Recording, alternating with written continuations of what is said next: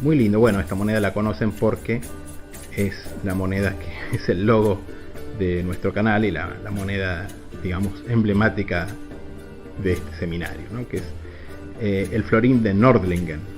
Nordlingen, una seca en Alta Suabia, entre la frontera de lo que sería Suabia con Baviera, concretamente. Y Nordlingen, a pesar de que no es una ciudad muy importante, de hecho es una ciudad fascinante, interesantísima, una ciudad que se conserva tal cual, como una ciudad medieval, con su muralla intacta, y está construida en el centro de la depresión de Nordlingen, y está construida concretamente en el cráter de un meteorito que golpeó la Tierra a 70.000 kilómetros por hora de velocidad hace 15 millones de años, creando una especie de olla. Y el cráter exacto donde pegó ese meteorito está construida esta ciudad. Bueno, Nordlingen, que no era una ciudad importantísima, sin embargo, tenía una ceca imperial. Ahora, las cecas imperiales para la acuñación de oro estaban concesionadas generalmente a algún noble. En este caso, Goldgulden está acuñado a nombre de Sigismundo III, citado como rey de los romanos, Romanorum Rex. ¿Ven? Esto quiere decir que fue acuñada antes de que él le dentara el título de emperador, o sea, entre 1410 y 1433. Como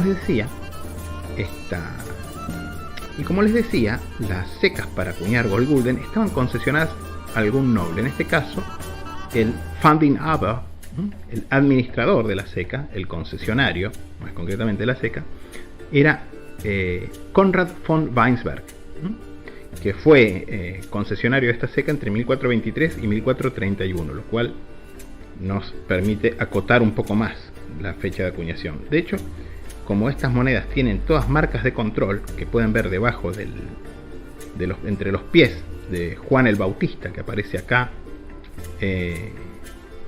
con el corderito como precursor del Cordero de Dios, esos simbolitos designan las distintas emisiones, así que se pueden fechar casi con exactitud las emisiones.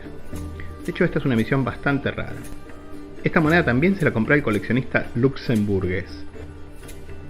Fíjense, también tiene un símbolo adicional que es un anillito debajo de la mano izquierda de Juan el Bautista.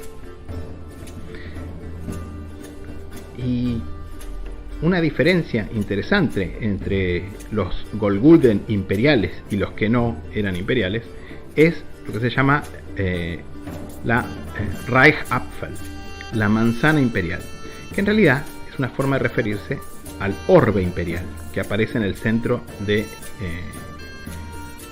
anverso de esta moneda, dentro de este cuadrilobro ornamentado con lises, etc.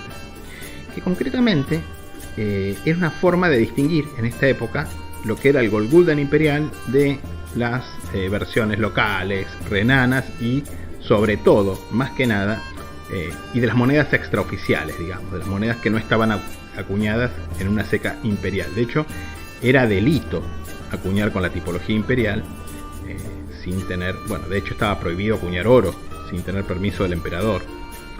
Con lo cual todos trataban de tener el Goldgulden, poder acuñar el Goldgulden con la manzanita, digamos. Si no tenía la manzanita, no te lo aceptaban.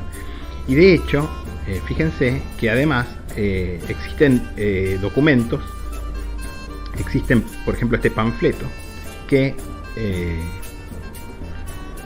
ayuda a distinguir las falsificaciones de las emisiones oficiales, tanto del Goldgulden renano como de la versión imperial.